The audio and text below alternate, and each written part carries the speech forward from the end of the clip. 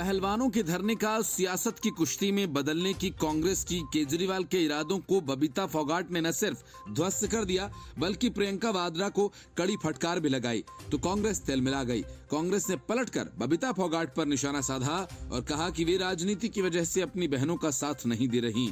बबीता फोगाट ने कांग्रेस महासचिव प्रियंका गांधी के पहलवानों के मंच पर जाने को लेकर विरोध जताया था और धरना कर रहे पहलवानों को राजनेताओं से दूर रहने की सलाह दी थी। इसे लेकर कांग्रेस की सोशल मीडिया हेड और प्रवक्ता सुप्रिया श्रीनेत ने बबीता फोगाट पर निशाना साधा। सुप्रिया श्रीनेत ने ट्वीट कर लिखा कि बबीता फोगाट जो सड़क पर बैठी अपनी मजबूर बहनों का साथ न दे वो नेत्री बनने का ख्वाब देख रही है। कुश्ती महासंघ के अध्यक्ष के खिलाफ धरने पर बैठे पहलवानों में एक प्रमुख चेहरा विनेश फोगाट का है जो बबीता फोगाट की चचेरी बहन है। इसके साथ ही सुप्रिया श्रीनेत ने केंद्रीय मंत्री स्मृति ईरानी पर भी निशाना साधा। कांग्रेस नेता ने लिखा कि स्मृति ईरानी ने तो भाजपाइयों द्वारा यौन शोषण और महिलाओं के खिलाफ अपराध पर मौन व्रत रखने की कसम खाई है। आप दोनों इस देश की औरतों से माफी मांगने लायक भी नहीं हैं। इसके पहले राजनेताओं के पहलवानों के धरने में पहुंचने को लेकर विनेश और बबीता के बीच ट्विटर पर जुबानी जंग भी देखने को मिली थी। विनेश फोगाट ने बबीता से उनके आंदोलन को कमजोर न करने की अपील की थी। विनेश फोगाट, साक्षी मलिक, बजरंग पुनिया समेत देश के टॉप पहलवान इस समय कुश्ती महासंघ के अध्यक्ष ब्रिजभूषण शरण सिंह के खिलाफ जंतर मंतर पर धरना दे रहे हैं। बजरंग पुनिया भी महावीर फोगाट के दामाद हैं। मतलब कि धरने पर बैठे पहलवान या तो महावीर फोगाट के परिवार के हैं या उन्हीं के अखाड़े के। इस धरने में कांग्रेस महासचिव प्रियंका गांधी वाड्रा भी पहुंची थी और इस पर विनेश की चचेरी बहन और बीजेपी नेता बबीता फोगाट ने ट्वीट किया था। बबीता ने ट्विटर में लिखा कि प्रियंका वाड्रा अपने सेक्रेटरी संदीप सिंह के साथ महिला पहलवानों को न्याय दिलाने जंतर मंतर पहुंची थी, जबकि संदीप सिंह के ऊपर खुद महिला के शोषण का आरोप है। एक अन्य ट्वीट में बबीता फोगाट ने पहलवानों को राजनेताओं से दूर रहने और अपने मंच का उन्हें राजनीतिक इस्तेमाल न करने की सलाह दी थी। उन्होंने ये भी कहा कि पहलवान पूरे देश के हैं, किसी एक पार्टी के नहीं। बबीता फोगाट के ट्वीट पर विनेश फोगाट ने कड़ी प्रतिक्रिया दी और लिखा कि अगर पीड़ित महिला पहलवानों के हक में नहीं खड़ी हो सकती तो बबीता बहन आपसे हाथ जोड़कर विनती है कि हमारे आंदोलन को कमजोर तो मत करो। सालों लगे हैं महिला पहलवानों को अपने उत्पीड़क के खिलाफ आवाज उठाने में। आप भी महिला हैं और हमारा दर्द समझने की कोशिश करो। Bureau report, news of India. Arvind Kejriwal को आए दिन झटके लग रहे हैं। केजरीवाल सरकार के दो पूर्व मंत्री सत्येंद्र जैन और मनीष सिसोदिया जेल में हैं और अब एक विधायक के जेल जाने का नंबर आ गया। आम आदमी पार्टी का विधायक न सिर्फ जेल जाएगा बल्कि उसकी विधानसभा की सदस्यता भी खत्म होगी और उसके ऊपर 8 साल तक चुनाव नहीं लड़ने का प्रतिबंध भी लगेगा। सीलमपुर से आम आदमी पार्टी के विधायक अब्दुल रहमान और उसकी पत्नी आसमा को मारपीट और जान से मारने की धमकी देने के मामले में दोषी करार दिया गया। राउज एवेन्यू कोर्ट ने साल 2009 के इस मामले पर सरकारी स्कूल के प्रिंसिपल से मारपीट करने और डराने धमकाने का दोषी ठहराया। इस मामले में अधिकतम सजा 7 साल की हो सकती है। अब्दुल रहमान और उसकी बीवी आसमा ने सरकारी स्कूल की प्रधानाध्यापक रजिया बेगम की पिटाई की थी, गाली गलौज की और जान से मारने की धमकी देते हुए ड्यूटी करने से रोका था।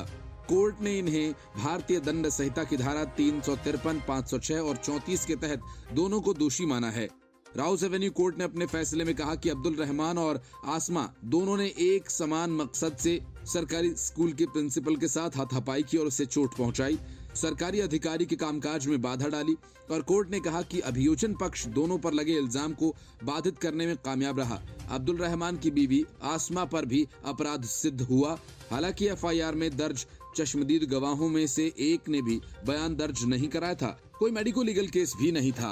एफआईआर भी एक दिन देर से दर्ज कराई गई। घटना लगभग 14 साल पहले 2009 में जाफराबाद के जीनत महल सर्वोदय कन्या विद्यालय की है।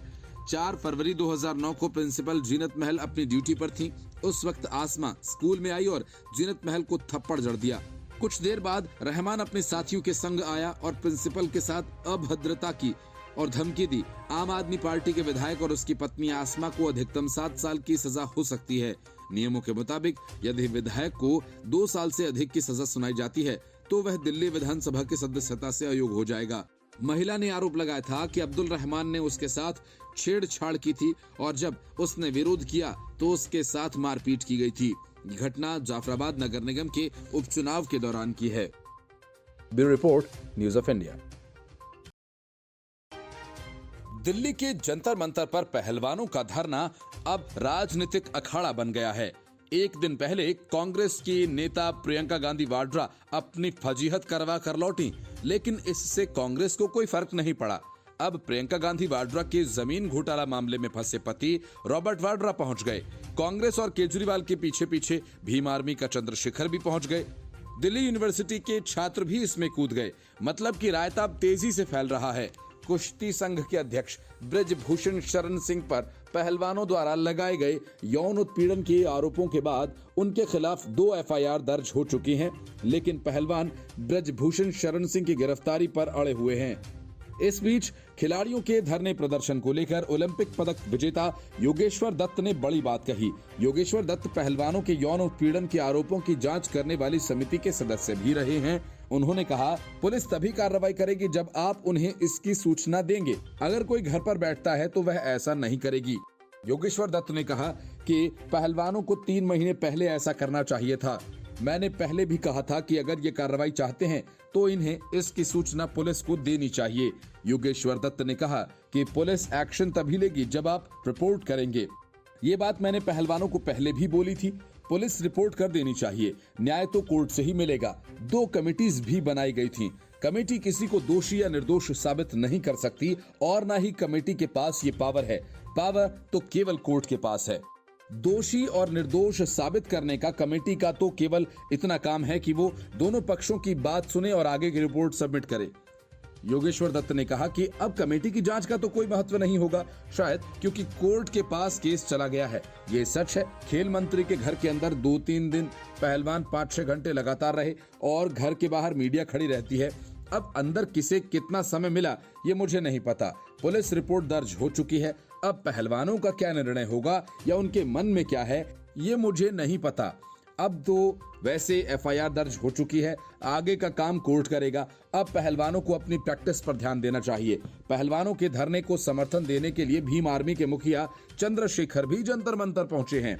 आजाद ने कहा, ये लड़ाई पार्टी जाति या धर्म की नहीं बल्कि ये लड़ाई इंसाफ की है। सरकार कह रही है कि ये जाट आंदोलन है। आज सरकार प्रदर्शन को धर्म के चश्मे से देख रही है। पहलवान साक्षी मलिक ने कहा कि जब तक हमें न्याय नहीं मिलेगा तब तक हम डटे रहेंगे। वहीं पहलवानों के समर्थन में दिल्ली विश्वविद्यालय के छात्रों ने हैशटैग के साथ हस्ताक्षर अभियान चलाया। ब्रजभूषण शरण सिंह के खिलाफ एफआईआर दर्ज होने पर पहलवान बजरंग पुनिया ने कहा कि पुलिस ने कहा कि विरोध करना है तो सड़क पर सो जाओ। आज उन पर ये कैसा दबाव आ गया है? ऐसी कोई समस्या पहले नहीं थी। ये एफआईआर केवल सुप्रीम कोर्ट के दबाव की वजह से हुई है। हमने कुछ सामान मंगवाया था लेकिन पुलिस हमें यहाँ लाने नहीं दे रही है और सामान लाने वाले को पीट पीट कर भगा रही है। जब तक न्याय नहीं मिलता हम विरोध करेंगे। पुलिस प्रशासन हमें कितना भी प्रताड़ित करे, पुलिस के 7 महिला अधिकारियों को जांच में लगाया गया है। 7 महिलाएं एक एसीपी को रिपोर्ट करेंगी और फिर एसीपी डीसीपी को रिपोर्ट करेगा। एफआईआर दर्ज करने के लिए नई दिल्ली डिस्ट्रिक्ट के करीब 10 इंस्पेक्टर को थाने में बुलाया गया था, जिसके बाद 2 एफआईआर दर्ज की गई हैं। पुलिस सूत्रों के मुताबिक आने वाले दिनों में दिल्ली पुलिस की जांच का दायरा विदेश तक भी जा सकता है। जहां पीड़ित रेसलर्स के साथ सेक्सुअल असॉल्ट हुआ, वहां भारत के हर उस स्टेट में भी पुलिस जा सकती है जहां पर सेक्सुअल असॉल्ट होने की बात सामने आई थी। पीड़ित रेसलर्स की सुरक्षा की जिम्मेदारी भी दिल्ली पुलिस की होगी। Bureau report, news of India. Bihar सरकार की कानून को पलटकर नीतीश कुमार ने आनंद मोहन को तो रिहा करवा दिया, लेकिन इस रिहाई के बाद नीतीश कुमार चारों तरफ से घिर गए। विपक्षी पार्टियां जहां नीतीश कुमार को इसके लिए खरी खोटी सुना रही हैं, तो वहीं दूसरी तरफ जेल में बंद दूसरे बाहुबलियों को आजाद कराने की मांग भी उठने लगी है। आईएएस अधिकारी की हत्या के मामले में आजीवन कारावास की सजा काट रहे आनंद मोहन नीतीश कुमार को वोट बैंक की तस्वीर उनमें दिखाई दी, तो वहीं झटपट कानून बदलकर उन्होंने रिहा करवा लिया। लेकिन दूसरे बाहुबलियों की रिहाई की मांग ने नीतीश के माथे पर अब पसीने ला दिए हैं।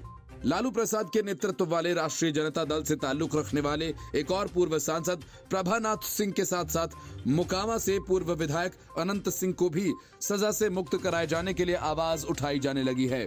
अनंत सिंह जहां भूमिहार जाति से आते हैं, तो आनंद मोहन की तरह प्रभुनाथ सिंह भी राजपूतों के नेता हैं। आनंद मोहन की रिहाई का हवाला देते हुए पटना में प्रभुनाथ और आनंद सिंह की जल्द रिहाई की मांग करते हुए कई पोस्टर्स लगाए गए। उनके समर्थकों ने उन्हें मुक्त कराने के लिए अभियान शुरू कर दिए।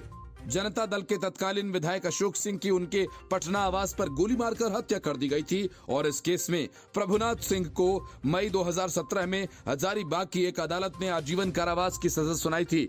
मोकामा से 5 बार के विधायक अनंत को 10 साल की सजा सुनाई गई थी। अगस्त 2019 में अनंत सिंह के घर हुई छापेमारी के दौरान उनके आवास से AK-47 राइफल और अन्य हथियार जब्त किए गए थे। आर्म्स एक्ट मामले में भी वे जेल की सजा काट रहे हैं। दोनों बाहुबली नेताओं की रिहाई के लिए चलाए जा रहे अभियान का नेतृत्व कृष्णा सिंह कल्लू कर रहे हैं। उन्होंने बताया कि वो ऊंची जाति के नेताओं के लिए लड़ने के लिए किसी भी हद तक जाने को तैयार हैं।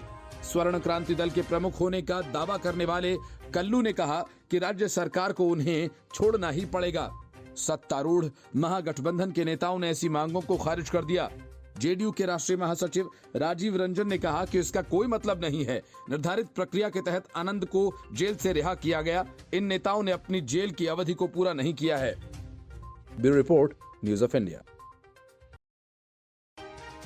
अरविंद केजरीवाल ने अपनी बीवी और बच्चों के लिए 45 करोड़ फूंककर महल तो बनवा लिया, लेकिन भ्रष्टाचार और घोटाले के हर मामले से अब तक बचकर निकल रहे अरविंद केजरीवाल लगता है इस मामले में बुरी तरह से उलझ गए हैं।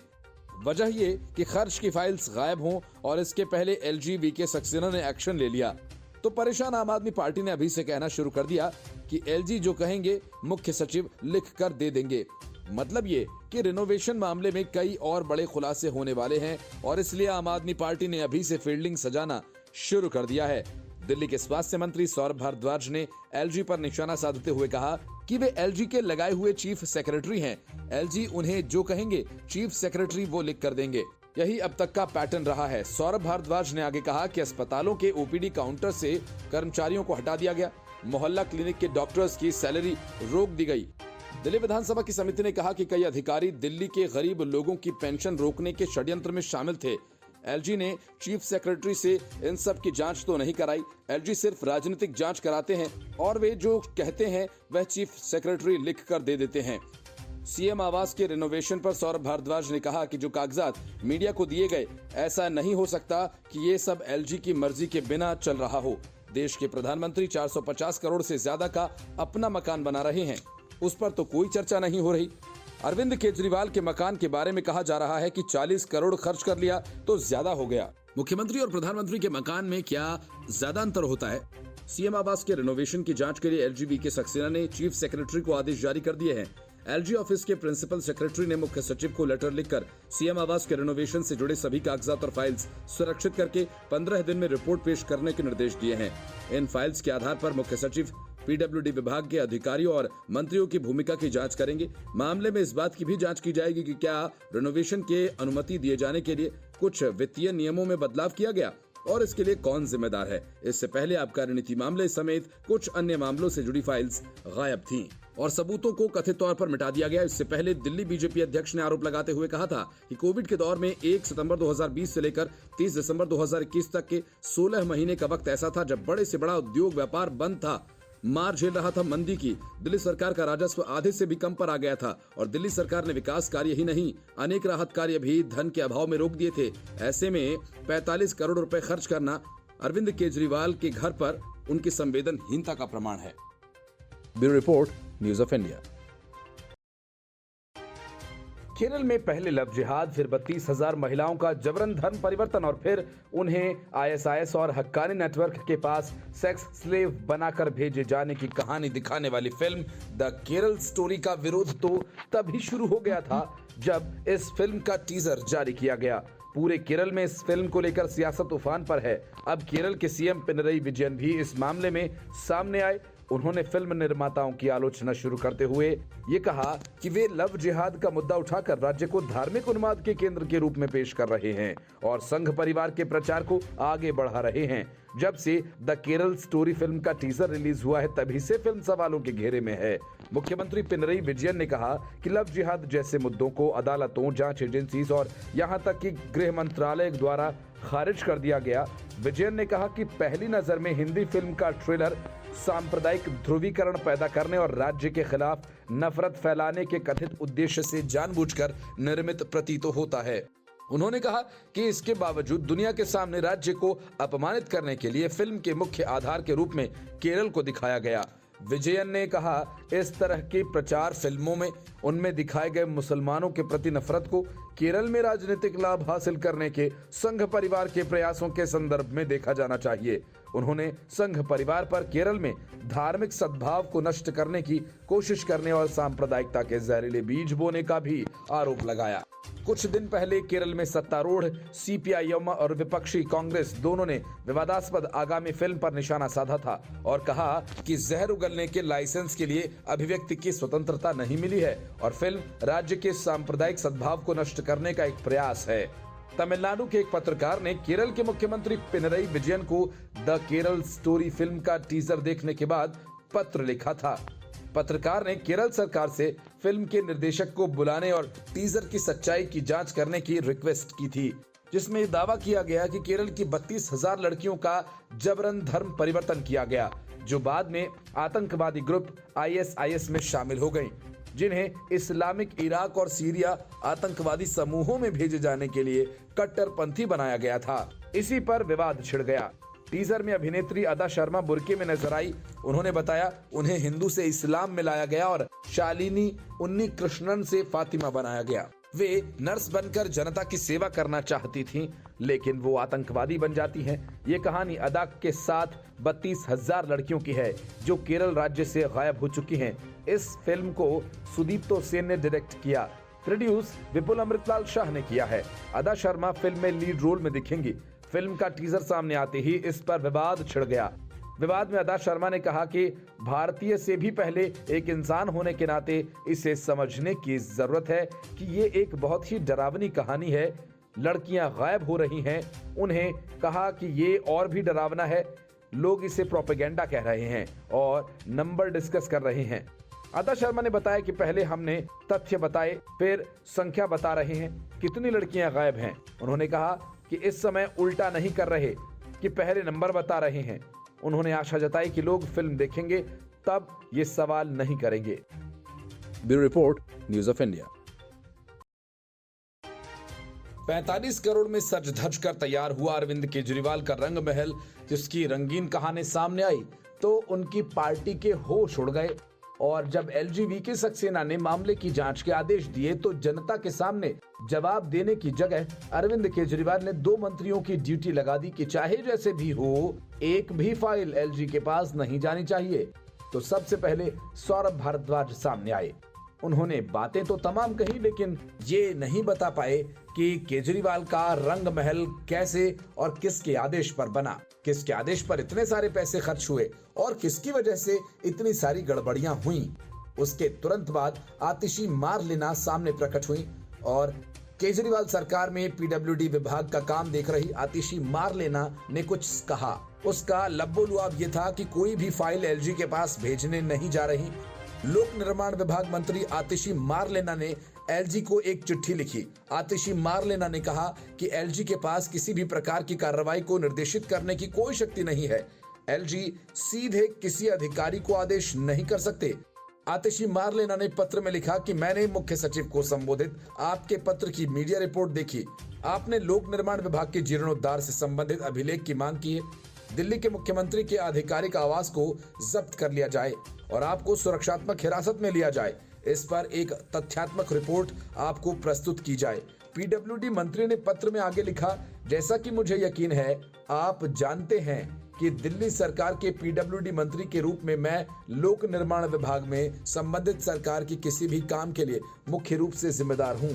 इसलिए आपके पत्र की असंवैधानिक और अलोकतांत्रिक प्रकृति के साथ मेरी चिंताओं के बारे में आपको लिखने के लिए दिल्ली के लोगों के प्रति अपने संवैधानिक कर्तव्य से खुद को मजबूर पाती हूं, जिनके नाम पर मैं अपना जनादेश रखती हूं। आतिशी मारलेना ने कहा कि ये कहने की जरूरत नहीं कि पत्र में लगाए गए आक्षेप और आरोप आधारहीन, गुणहीन और राजनीतिक कारणों से लगाए गए हैं। लेकिन इससे भी महत्वपूर्ण बात यह है कि पत्र एक ऐसी शक्ति का प्रयोग करने की कोशिश करता है जो उपराज्यपाल के कार्यकाल के अधिकार क्षेत्र से और अधिकार से पूरी तरह से बाहर है और संबंधित मंत्री यानी मैं और मंत्रिपरिषद जो लोकतांत्रिक रूप से इसके लिए जिम्मेदार हैं को नजरअंदाज करता है। एलजी विनय सक्सेना ने प्रदेश के मुख्य सचिव साफ साफ निर्देश दिया कि सीएम आवास निर्माण से संबंधित फाइल को सुरक्षित रखें। इतना ही नहीं, एलजी ने बंगले पर हुई साज सज्जा और पुनर्निर्माण को लेकर किए जा रहे दावों के बीच एलजी ने दिल्ली सरकार के मुख्य सचिव नरेश कुमार से रिपोर्ट मांगी है। साथ ही एलजी ने कहा कि ये काम मुख्य सचिव को 15 दिन में करने का आदेश दिया है। Bureau report, news of India.